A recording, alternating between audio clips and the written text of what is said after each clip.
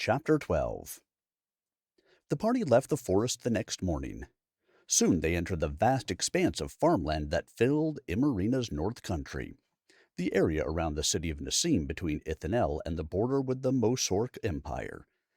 For days the seven travelers saw little more than cotton fields, miles and miles of pure white as far as anyone could see. Were it not for the sweltering temperatures, one could have mistaken the scene for a winter snowstorm, the kind that rarely fell in the kingdom. To Bach, the north country looked a great deal like Sola Valley, just with cotton instead of corn as the region's lifeblood. People here stooped over short cotton plants, cutting away weeds with handheld tools, just as tenant farmers did back home. Come harvest time, they would pick cotton in 50-pound burlap sacks as his neighbors gathered corn. From there, the cotton blossoms would be hauled to Ithanel, where they would be spun into yarn, woven into cloth, then cut into clothes and shipped around the world, probably on a ship owned by the Amaranel Mercantile Company. Such cycles were more than a way of life in places like Oso Creek and Sola Valley. They were life. Did the others, even Isabella, truly understand the threat they faced? Bach's mind again turned to his family. Even if they weren't directly impacted by the blight, they would be in the path of any ensuing panic. However, the peaceful time spent traveling through the North Country somewhat settled Bach's anxiety. Tovano shared stories of sorcerers from centuries past, the so-called Dark Era before the formation of the House of Magic. Aventil led the group in songs he had learned aboard his family's boats. Even Kotarian acted less abrasively, buoyed by the praise he had received for his performance in battle, although he made the point that he would do no singing. They passed a family working the fields. The parents were about the same age as his own. Their daughter wore a cloth headband to keep her bangs out of her eyes, the same way Yata did when she swung her blacksmith's hammer in front of their roaring forge. What are my sister and little Noji doing now, I wonder? Will he still beg to play dolls with Uncle Bach when I return? Or will he have moved on to something else? Tovano's bony hand clapped the young healer's shoulders. Thinking of home, are you? I've seen that look before. Bach blinked. That easy to tell, huh? Consider yourself fortunate to have such a place to think of. Never apologize for that. It's something too many don't have. Bach nodded in appreciation, but he wondered if the old man was somewhat speaking from personal experience. Tovano dragged his vowels like Bach himself did, giving the old man a hint of serving-class accent. But that would be impossible. Tovano was a sorcerer, after all. Those in the serving class could not be born with the acumen for high magic. The true leader leaned back in a flimsy wooden chair and planted his shoes on the sawdust-covered tavern floor. He sipped bourbon from a smudged glass. This show was getting good. The remaining patrons inside the Knobby Hill Saloon leaped over the still-warm corpse in the middle of the torch-lit room. They skittered out the back door like barnyard mice as Cosan waved his battered broadsword over his head. Ha, ha, ha! Any of yuns want to step up and try us too? The other members of the Cosan gang, Jers the Wicked, Brock Ranam, and the 400-pound giant Silent Tig, laughed along with him and returned to their drinks. The true leader nodded at the sight. Kaz pointed the tip of his sword at the bartender's chin.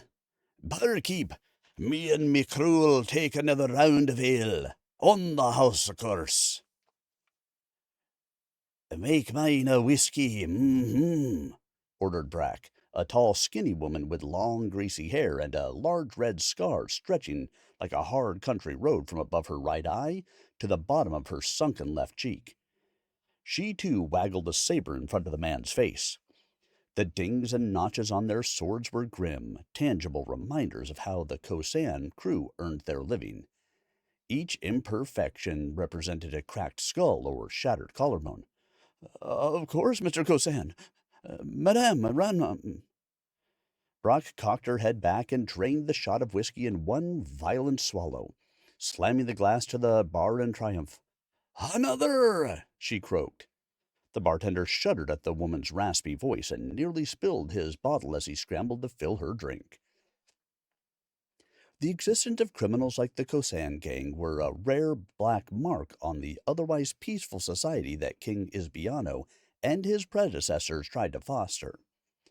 For the most part, people in the cities and villages lived in relative safety from crime, but a scattershot of roving gangs following the trade routes and skulked around the city slums, preying on merchants, business owners, and the unfortunate passers-by. But Cos Cosan's existence as a successful, if somewhat low-level, street thug was about to move to an entirely new level, although Cos didn't know it. Impressive. The four of you did quite a bit of damage, I see. The true leader leaned forward and applauded the cutthroats. What are you, some kind of funny man? Cos looked up from his drink with an annoyed gaze.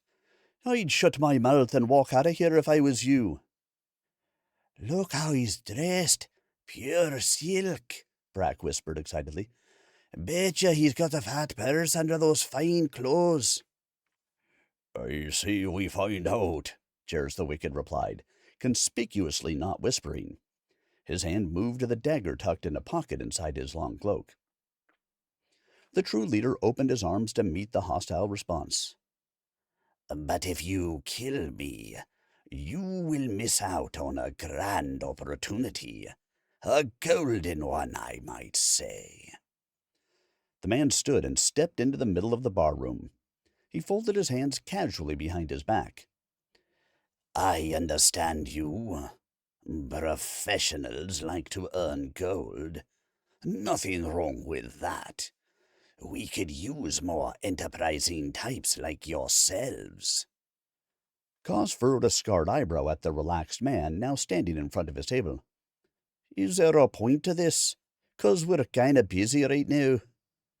The true leader glanced around the blood-stained barroom.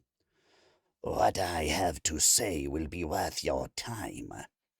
I wish to employ the four of you for a special project. It will be the easiest money you will ever earn, and you won't even have to leave Nassim to earn it. Is that so? Cos snorted. You must have confused us with someone else. The Cosan gang doesn't work for anybody. Besides, I doubt you could afford. The clang of gold coins hitting the table interrupted the bandit's speech. He gawked at the purse the man had casually tossed on the table.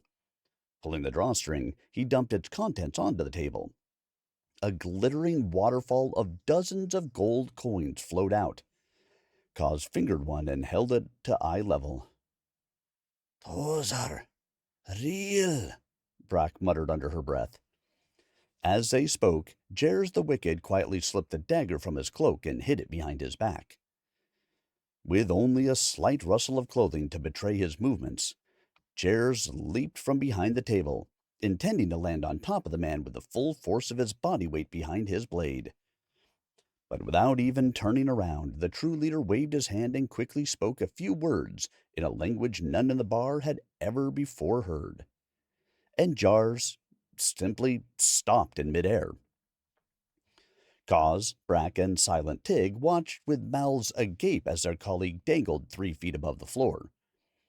The little man hovered completely still, his face frozen in a voiceless scream.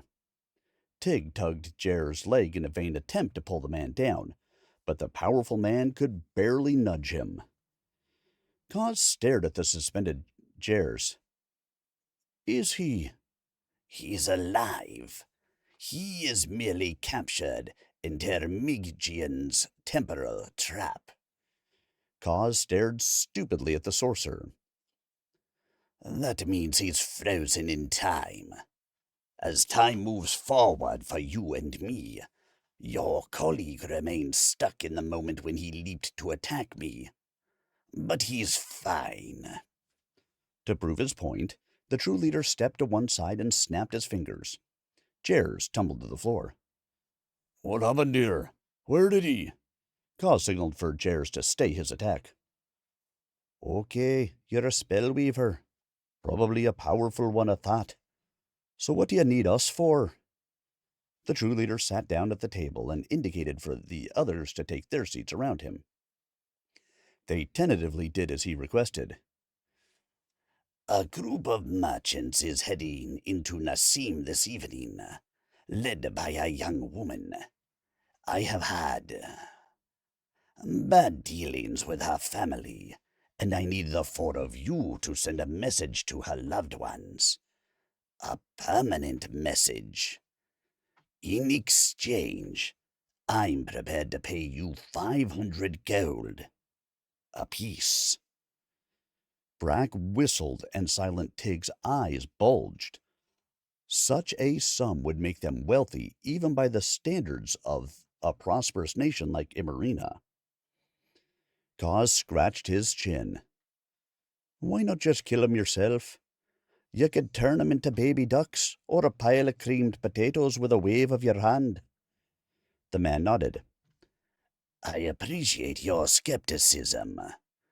The answer is simple. Discretion. I do not wish to be connected to this crime. My magic could be traced back to me, so I need to take a more indirect role, at least for now. And it must look like a robbery. Feel free to take anything of value you like. Be aware that this woman is traveling with 6 companions, several of whom are dangerous. But you needn't concern yourselves with them. Just the woman. Of course, you may well have to kill her associates to get to her. If so, please enjoy yourselves. Cause looked around the table at his colleagues. Yes, they nodded. They all wanted it on this job. But we get paid up front. Of course. I trust you understand that taking the money without completing the job would violate the terms of our agreement and would result in, well, as I said, you understand. The man leaned back in his chair, hands clasped behind his head. Cause nodded, indicating he had no desire to cross such a sorcerer. There has to be more to your story. That's an awful lot of gold and a great deal of risk just to settle a score. What ain't you telling us? Well, there is one more thing. This woman is under the protection of 2 royal guardians. You knew one of them. He was a lieutenant then, but he goes by Cosan. Cause Cosan's eyes widened, and he drew a deep, involuntary breath. Chairs and Silent Tig lurched forward, and Brack grabbed the sleeve of Cosan's blood-splattered shirt. Cause, this is it. The chance we wanted for. Brack whispered around the barroom table. Chairs nodded vigorously. Aye, the chance to finally put Corrigan in the grave. Cosan continued to stare silently. He pulled a heavy hunting knife from his belt and stabbed it into the scarred tabletop. The true leader drained his last sip of liquor and looked around the table. Any questions before you go to work? Just one. Brack's scarred face curled in a twisted smile. Can we make Corrigan scream before he dies?